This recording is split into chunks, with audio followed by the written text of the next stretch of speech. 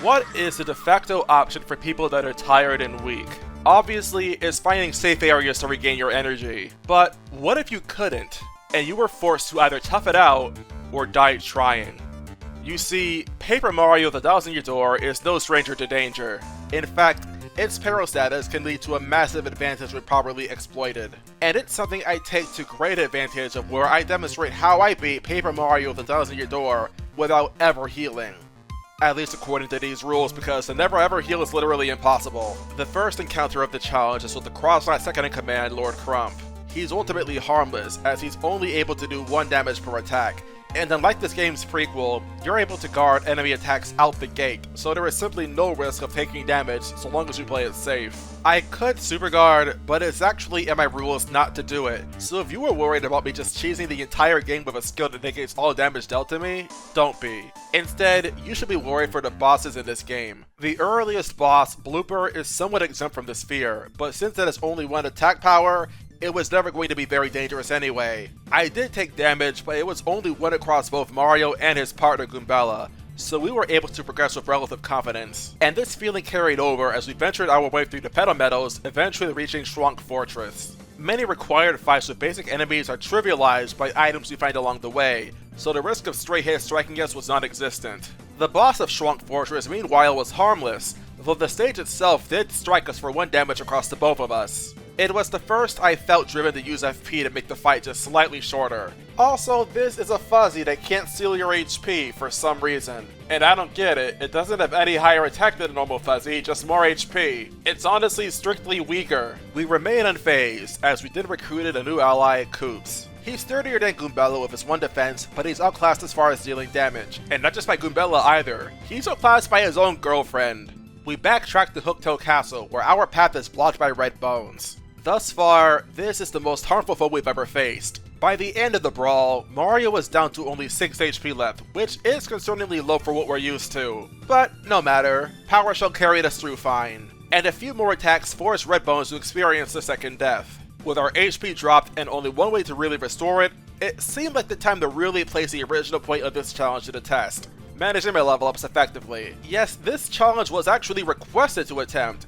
If you have a challenge you'd like to see me try, I'd love to hear your ideas. But that's for a later date. Now, we have to carry on and ravage this castle, but not before venturing back to where we began to snag a badge from the local shop, Last Stand. This badge can be very helpful when my HP is low, and it proves its metal when challenging Gus as well. If I'm not lucky, I must rely on Last Stand to reduce the damage I take. With a guard while in danger, the damage I take is dropped to 1. A far cry from his usual 3 attack power. 5 strikes from Koops and Mario apiece see this thug sent running for the hills. But I ask, who is the real victim here? Me, the instigator of the fight, or the man who is simply guarding his turf? In the end, it doesn't matter. When you're just trying to survive, morality is thrown out the window.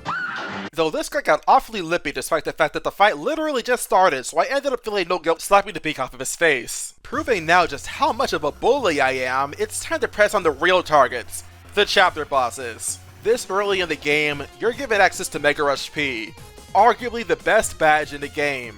There are many ways to force bosses to reduce your HP to 1, where this baby boosts your attack power by +5. And it makes this game's difficulty rather trivial. For example, Hooktail's first attacks are breathing fire on both Mario and his partner to deal 4 damage each, and stomping on the front character for 5 damage. A max HP Goombella will fall to 1 HP left, where she can attack, switch for Koops, change positions with Mario, switch back into Goombella, and proceed to finish Hooktail off with a second head bonk for both the first and second phases. She had no chance of defeating us, with or without attack effects R, or even with or without being duped by her temptation. And this strategy of dropping our HP to then pounding bosses to dust worked with multiple fights, not just Hooktail. It also worked great against Magnus Von Grapple in Chapter 2, but we didn't bother using it for the Shadow Sirens. Though it seemed only appropriate to demonstrate the new skill we learned from claiming the Diamond Star, Earth Tremor. I wasn't successful at filling the meter, but I didn't really have to fill it to be able to win. Admittedly, this fight could have been a lot cleaner,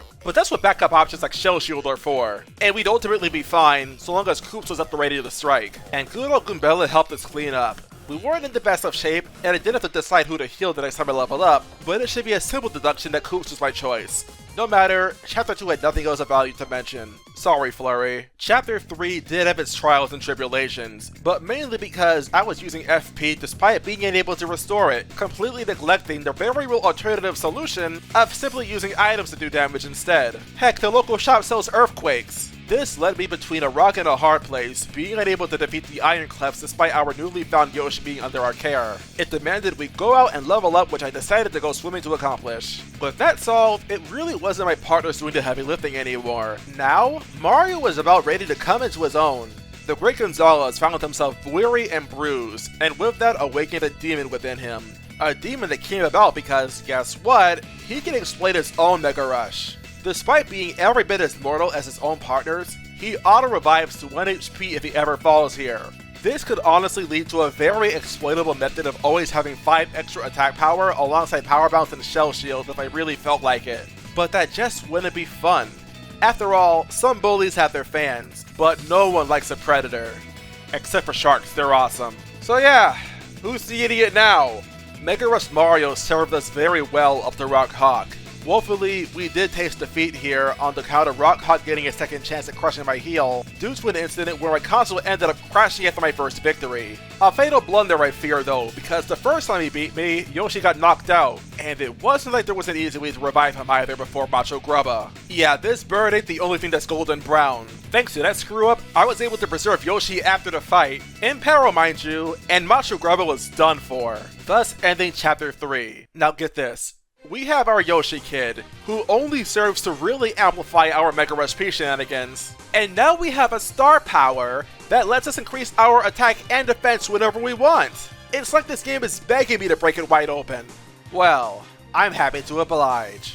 And so chapters 4 and 5 saw this game's balance be shattered thanks to Power Lift for Dupless, Cortex, and Lord Crump alongside his Crossnots. Chapters 6 and 7 do offer more as far as material though, as Sword and Magnus from Grapple 2 were at least eventful. But I also had a little trick up my sleeve in the form of Trial Stew. An item that sounds initially outlandish to use in the challenge that forbids you from healing, reducing your HP to only 1, and your FP to 0, but with our reliance on Mega Rush badges, it shouldn't be very surprising at all. It allowed us to bypass the forced heals on the XX Express train and fight Smorg, immediately dropping Yoshi's HP to 1 to exterminate Smorg in record time. Magnus 2, however, was lucky, because this game decided that Yoshi was not worthy to challenge his might. So instead, Mario took it upon himself to smite him. The fight was going well, and it seemed like it'd be another crushing defeat for the enemy, but then my nemesis made his return. Fog. We've met once before in the fight with Smorg. I ignored it back then because it honestly made no difference in the fight's result at all. Yes, it did cause me to miss, but Mario had the HP to survive. Here, however, he didn't.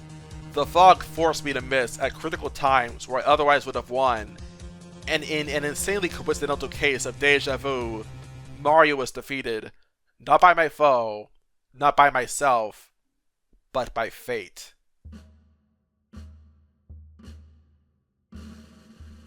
I have seen something further under the sun, that the swift do not always win the race, nor do the mighty win the battle, nor do the wise always have the food, nor do the intelligent always have the riches, nor do those of knowledge always have success, because time and unexpected events overtake them all. I hate clip shows!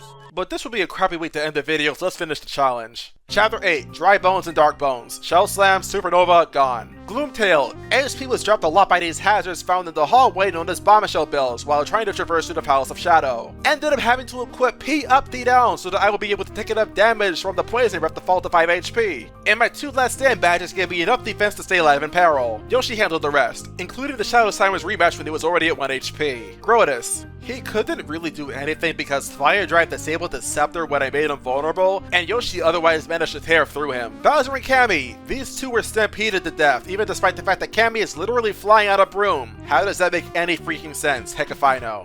And we didn't even level up, so the Shadow Queen got exercised phase 1. I have 2 boost sheets here because I consider them both to be separate fights, before and after the Crystal Star cutscene. And with the aid of Double Dip, I stuffed a bunch of items to buff Yoshi, and it basically became Armageddon for the Shadow Queen here, with Mario proceeding to then finish her off with a perfect damage art attack. So yeah, what did we learn today? Mega Rush P is broken. There is still the Pit of 100 Trials, but unless you want to see it, I'm not doing it. And besides, it's probably better to stick to what actually gets views on my channel, Block Fables challenge runs. But if you want to see more Paper Mario T2ID challenges, the best way you can show me is to support my content. And I'm not talking about money, I'm talking about time. Listen, one of the best ways you can support my channel is by immediately watching another video. So you can show your support by clicking on this video on the screen right now and watching it from start to finish. Thank you for your time, enjoy your day.